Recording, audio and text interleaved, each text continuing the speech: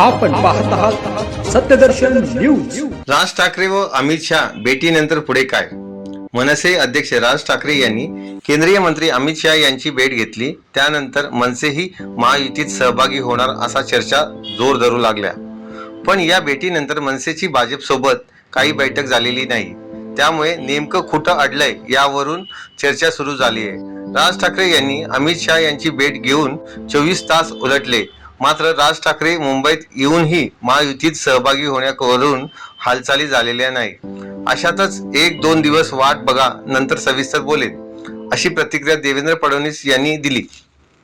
सूत्रांकडून मिळालेल्या माहितीनुसार लोकसभेऐवजी मनसे विधानसभेला महायुतीत एकत्र येण्याची शक्यता आहे।